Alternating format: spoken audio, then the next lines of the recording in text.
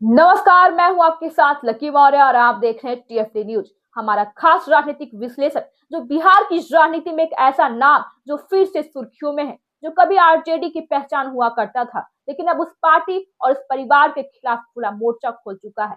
हम बात कर रहे हैं लालू प्रसाद यादव के बड़े बेटे तेज प्रताप यादव की, जिनकी सियासत अब सिर्फ अलग नहीं है बल्कि चुनौती बनती जा रही है। सवाल बड़ा है कि क्या तेज प्रताप यादव बदले की राजनीति में उतर चुके हैं और क्या वे अपने छोटे भाई तेजस्वी यादव के खिलाफ सियासी जंग भी छेड़ चुके हैं, और क्या आरजेडी के भीतर एक नई टूट की पटकथा लिखी जा रही है। आइए पूरी कहानी में आपको विस्तार से बताते हैं। तेज प्रताप यादव का नया सियासी अवतार, जिसमें तेज प्रताप यादव इन दिनों पूरी तरह अपनी नई राजनीतिक पार्टी जनशक्ति जनता दल को खड़ा करने में जुटे हैं। उनका दावा है कि यह सिर्फ एक पार्टी नहीं है बल्कि एक आंदोलन है, परिवारवाद और सीमित राजनीति के खिलाफ।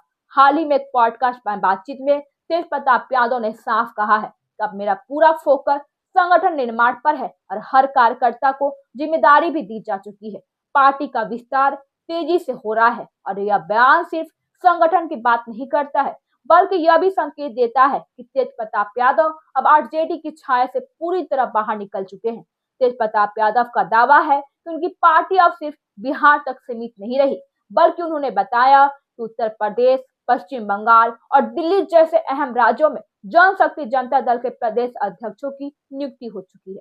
उनका कहना है कि लगातार नए लोग पार्टी से जुड़ रहे हैं और जमीनी स्तर पर संगठन खड़ा किया जा रहा है। तेज प्रताप यादव ने यह भी खुलासा किया कि पूर्व आरजेडी विधायक और कई बड़े नेता हमारे संपर्क में हैं। यह बयान आरजेडी नेतृत्व के लिए खतरे की घंटी माना जा रहा है और आरजेडी नेताओं का खुला ऑफर भी है, आइए सम्मान मिलेगा। सबसे बड़ा सियासी धमाका तब हुआ जब तेज प्रताप यादव ने आरजेडी के चुनाव में हार चुके विधायकों को खुला न्योता दे दिया।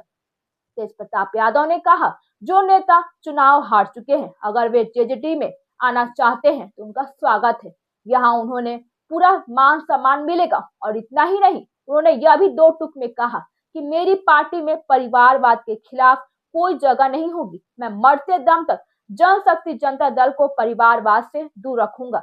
यानी इशारा साफ है कि परिवार से बाहर निकले तेज प्रताप अब उसी परिवार की राजनीति पर सबसे बड़ा सवाल खड़ा कर रहे हैं। महुआ सीट से चुनाव लड़ने को लेकर उठे विवाद पर भी तेज प्रताप यादव ने भी खुलकर जवाब दिया। उन्हें स्वीकार किया कि मुझे चुनाव न लड़ने के लिए फोन आया था, लेकिन मैंने किसी को जवाब तक नहीं दिया। तेज प्रताप यादव ने खुद को श्री कृष्ण का भक्त बताते हुए कहा कि रणभूमि में उतरकर पीठ दिखाना मेरे स्वभाव में नहीं है। उन्होंने यह भी जोड़ा कि हार जीत राजनीति का हिस्सा है, इसमें कोई नेता छोटा या बड़ा नहीं हो जाता। इस दौरान उन्होंने अपने पिता लालू यादव का उदाहरण देते हुए कहा कि लालू जी ने भी कई चुनाव हारे हैं, लेकिन उनका कद कभी छोटा नहीं हुआ। आरजेडी की हार और जयचंद वाला हमला और बिहार विधानसभा चुनाव में भी आरजेडी की हार पर तेज प्रताप यादव ने भी बेहद ही तीखा बयान दिया। उन्होंने कहा कि हार की सबसे बड़ी वजह जयचंदों के घुसपैठ और कृष्ण का अपमान है। तेज प्रताप यादव ने प्रतीकात्मक भाषा में कहा, जहां कृष्ण का अपमान होता है वहां विजय संभव नहीं होती। यह बयान कहीं ना कहीं आरजेडी के अंदरूनी नेताओं पर सीधा हमला माना जा रहा है।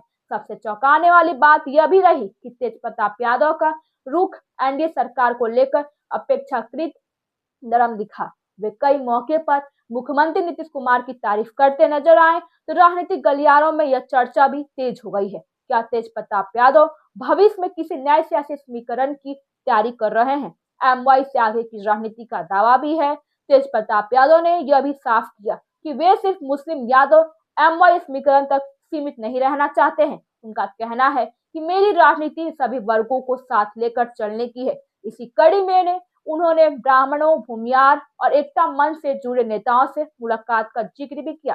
तो कुल मिलाकर तस्वीर साफ है कि तेज प्रताप यादव अब सिर्फ नाराज नेता नहीं रहे, वे अलग राजनीतिक धारा गढ़ने की कोशिश में है। और सबसे अहम बात, उनकी राजनीति सीधे तौर पर तेजस्वी यादव और आरजेडी नेतृत्व को चुनौती दे रही है।